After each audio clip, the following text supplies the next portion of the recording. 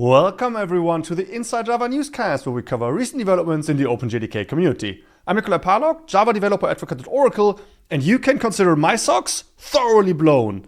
That probably sounds weird if you haven't watched the last episode. Let me get you up to speed. Here's what my anonymous informant ended on. But there's more. Keep an eye on Ember spec experts. Some interesting ideas are coming down the pike about generalizing records and pattern matching to apply to classes and even interfaces. This will also address some of the current restriction of records, offer a refactoring path to classes, and unblock withers. It will blow your socks off. And he was right on the money. Brian Getz, the lead of Project Ember, which is developing these changes, sent out an email titled Data-Oriented Programming Beyond Records that covered a lot of very exciting ground. Most of it was about the addition of a new concept called carrier classes, and so they're the main topic of this episode too. Then, towards the end, I will briefly summarize the rest of the mail, as well as Gavin Biermans on pattern assignments and constant patterns. Ready? Then let's dive right in. In Data-Oriented Programming Beyond Records, Brian describes the new concept of carrier classes, which you can view as a generalization of records, or maybe as a less strict variant of them.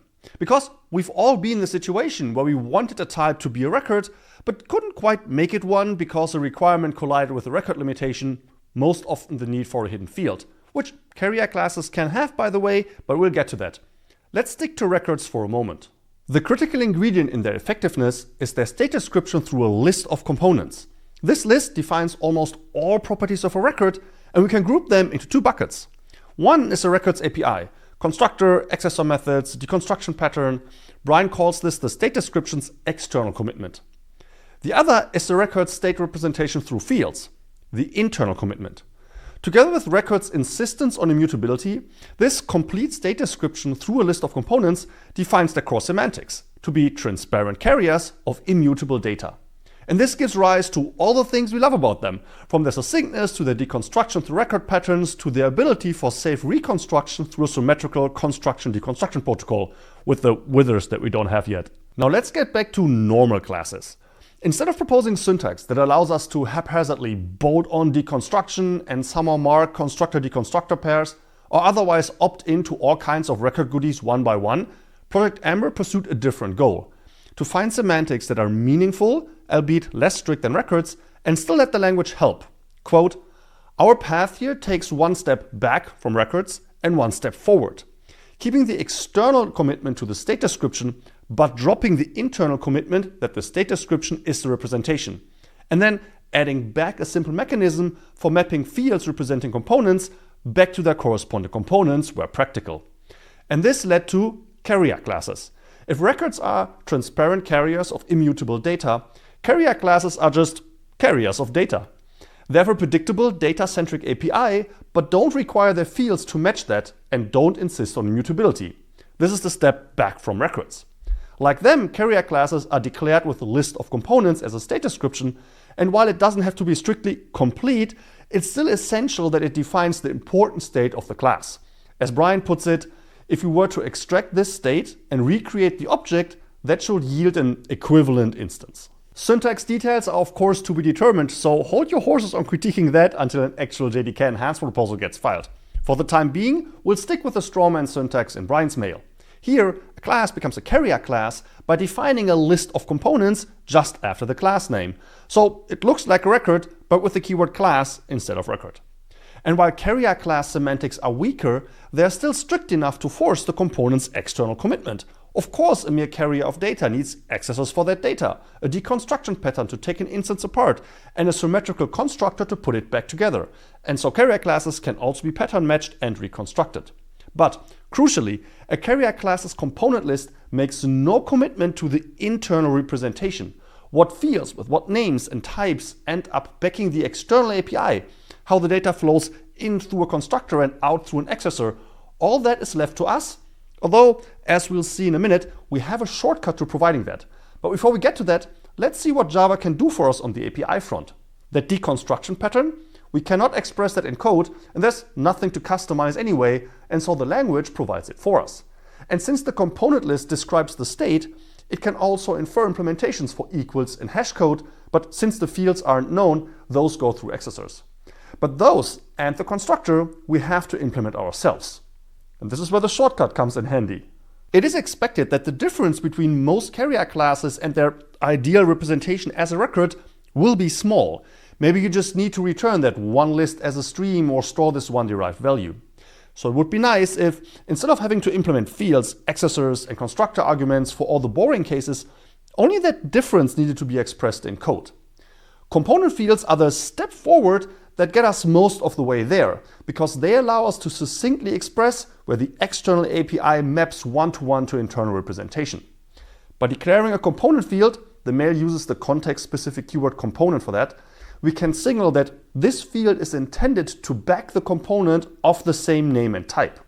Then the language will provide the accessor, and if we define a compact constructor like for records, will pipe the respective argument into this field.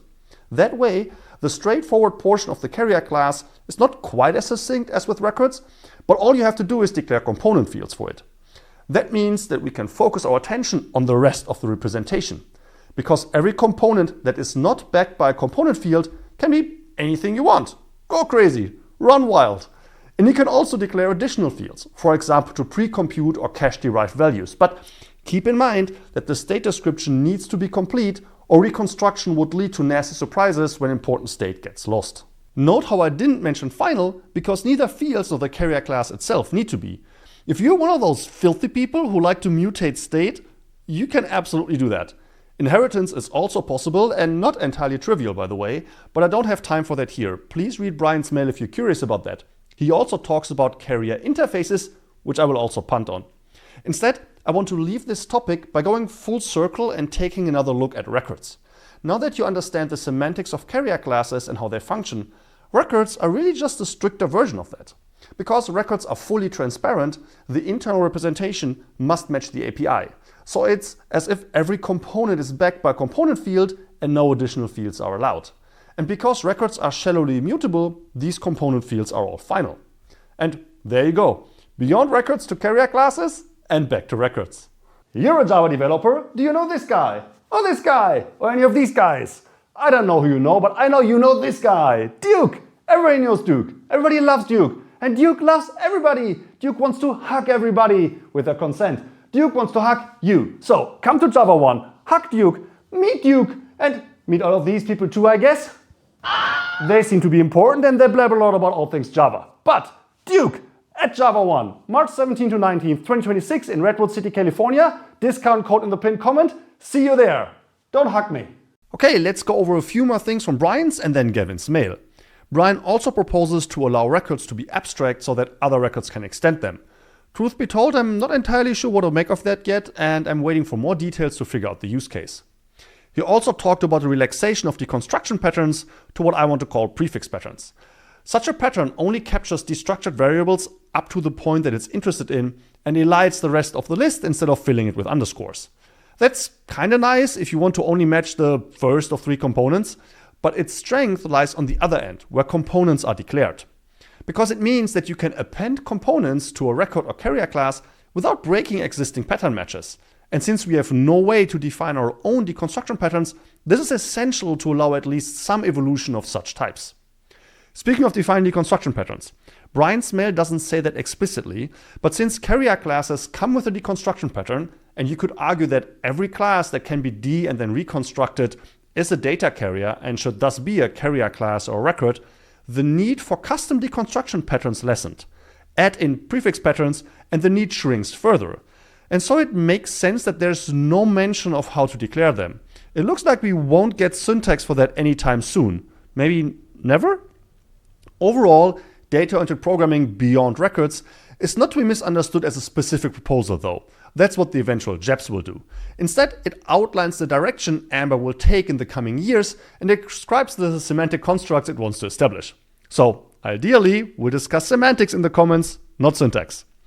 As a last comment on that mail, I said Brian a lot because he sent the thing, but this is of course a team effort with a lot of back and forth between a lot of smart people. All of Project Amber and the wider OpenJDK community deserve credit for this. The same is true for the next mail which Gavin sent. He presents the pattern assignments and constant patterns that I went over in the last episode. There's nothing new for us in this mail, but it did confirm that my strawman syntax is still the current design and that JEPs are being drafted, so expect those later this year. Once they're out, we'll of course discuss them here, so make sure to subscribe. And if you give the video a like or leave a comment, more Java developers will get to see it. Speaking of seeing, I hope to see you again in 2 weeks and in March at Java 1. So long!